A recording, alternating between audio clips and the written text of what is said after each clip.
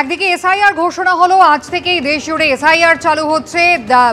মূলত পশ্চিমবঙ্গ সহ মোট 12টি রাজ্য এবং কেন্দ্রশাসিত অঞ্চলে এসআইআর প্রক্রিয়া যখন শুরু হচ্ছে, তারই আগে কিন্তু রাজ্য প্রশাসনে একটা বড়সড় রদবদল হলো। ডব্লিউবিসিএস এবং আইএএস মিলিয়ে একদিনে 527 জনের বদলি হলো। 457 জন ডব্লিউবিসিএস অফিসার এবং 70 জন আইএএসকে বদলি করা হলো। তালিকায় রয়েছেন 14 জন জেলা শাসক এবং একাধিক দপ্তরের সচিবও। হুগলি, দক্ষিণ দিনাজপুর, পশ্চিম মেদিনীপুর, কালিম্পংয়ের জেলা শাসককে বদল করা হলো। 2 চব্বিশ পরগনা, কোচবিহার, মুর্শিদাবাদ, পুরুলিয়ার জেলা শাসক বদল হলেন। দার্জিলিং, পূর্ব মেদিনীপুর, মালদা, বীরভূম, ঝাড়গ্রামের ডিএম বদল। বেশ কয়েকজন এডিএম এবং এসডিওকেও বদলি করা হলো। রুটিন বদলি বলে নবান্ন সূত্রে দাবি করা হয়েছে।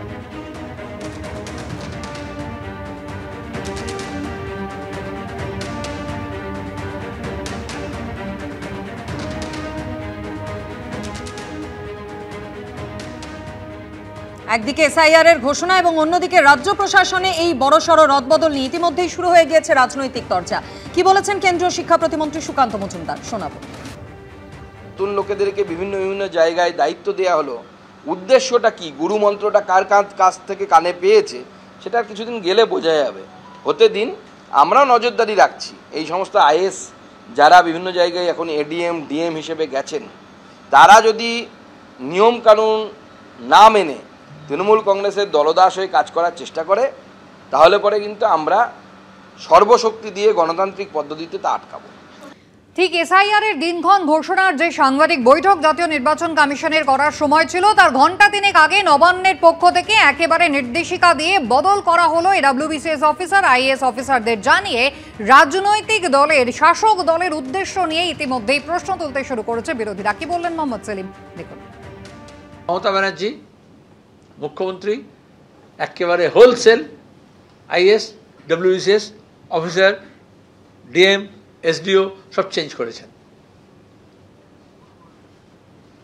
কানুন কোদাল কোলের দিকে ঝোল টানে। তাহলে তৃণমূল চাইবে ভুয়ো ভোটার থাকুক, বিজেপি চাইবে ভুয়ো ভোটার থাকুক, আর যারা প্রকৃত ভোটার আছে তাদের মধ্যে ভয় ঢোকাবে, আর তার জন্য বাইনারি করবে, হিন্দু মুসলমানের ভাগ করবে। ডব্লিউবিসিএস আইএএস মিলিয়ে একদিনে যখন 527 জন আধিকারিকের বদলি নিয়ে বিরোধীরা কটাক্ষ করছেন, তখন কি বলেছেন মন্ত্রী শশী পাজা, শোনাব। ভারতীয় জনতা পার্টি তো এই বিষয় নিয়ে রিয়াক্ট করেছে, ট্রান্সফার অফ অফিস। তারা সুশাসন মানে কিছু জানেন, গভর্নেন্স বলে কিছু বোঝেন, ডেমোক্রেসি কথা বলেন, কিছু বোঝেন না। এবং একটি নির্বাচিত সরকার এবং রাজ্যের মাননীয় মুখ্যমন্ত্রী এবং পার দফতর যদি এই ট্রান্সফারের এই বিষয়গুলো যেটা করা হয়, তাতে তাদের এত মাথা ব্যথা কিসের বোঝা গেল না? এটা প্রতিনিয়ত তো হয়, হঠাৎ এখন তারা এর মধ্যে ঝাঁপিয়ে পড়লেন কেন? রাজ্য সরকারের দাবি একেবারেই রুটিন বদলি করা হয়েছে। যদিও ইতিমধ্যেই মুখ্য নির্বাচন কমিশনার জ্ঞানেশ কুমার তিনি কিন্তু জানিয়ে দিয়েছেন এসআইআর ঘোষণা হয়ে গিয়েছে, ফলে আর কোনো রকম প্রশাসনিক রদবদল করা যাবে না। কিছু করতে গেলে তার জন্য নির্বাচন কমিশনের অনুমতি নিতে হবে। एसआईआर अनाउंस करने से पहले हर राज्य सरकार का अधिकार है और वो प्रशासनिक फेरबदल कर सकती है। अगर एसआईआर के अनाउंसमेंट के बाद भी अगर उन्हें कोई प्रशासनिक फेरबदल करना होता है तो चुनाव आयोग की उन्हें परमिशन लेनी होती है। আজ রাজ্যে শুরু হয়ে যাচ্ছে এসআইআর। ভোটার তালিকার বিশেষ সংশোধনের কাজ শুরু হবে আরও 11টি রাজ্য ও কেন্দ্রশাসিত অঞ্চলে। দিল্লিতে ঘোষণা করলেন জ্ঞানেশ কুমার, রাজ্য সরকার নির্বাচন কমিশনের মতোই সম্পূর্ণ সাংবিধানিক দায়িত্ব পালন করবে। পশ্চিমবঙ্গের প্রসঙ্গে বললেন মুখ্য নির্বাচন কমিশনার।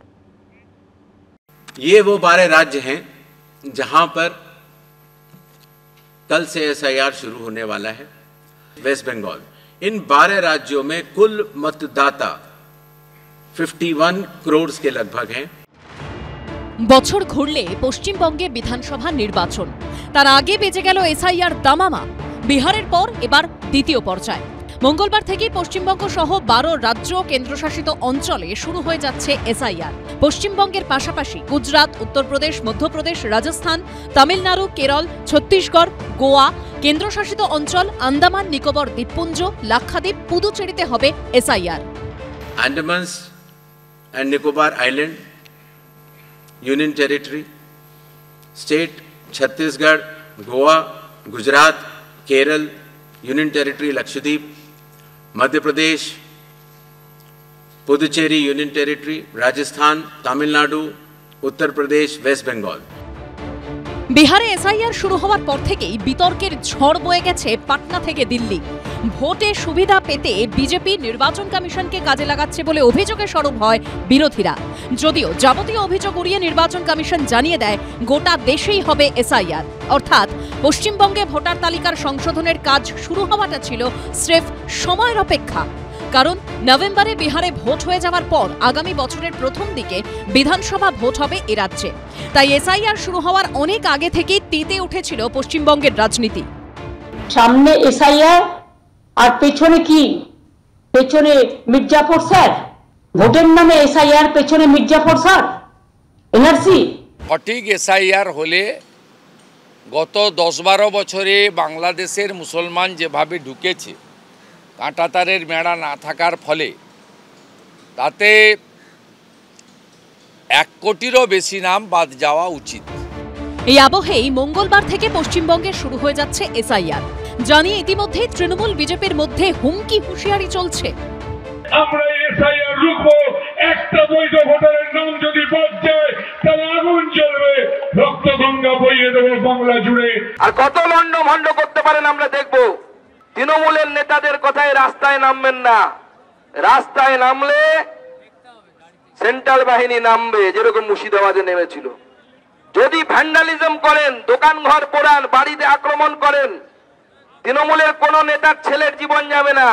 সেন্ট্রাল বাহিনী নামলে করে কিন্তু গুলি চলবে, আপনার বাড়ির লোকেটার গুলি লাগবে। এই আবহেই সোমবার এসআইআর নিয়ে মুখ্য নির্বাচন কমিশনের সাংবাদিক বৈঠকে বারবার উঠে আসে পশ্চিমবঙ্গের প্রসঙ্গ। पश्चिम बंगाल से कई बार ये बात आई है कि वो होने नहीं देंगे एसआईआर। প্রশ্নের উত্তরে রাজ্য সরকারকে তার দায়িত্ব মনে করিয়ে দিয়েছে নির্বাচন কমিশন। स्पष्ट करना चाहता हूं कि संविधान के अंतर्गत हर संवैधानिक संस्था को अपना दायित्व निभाना होता है।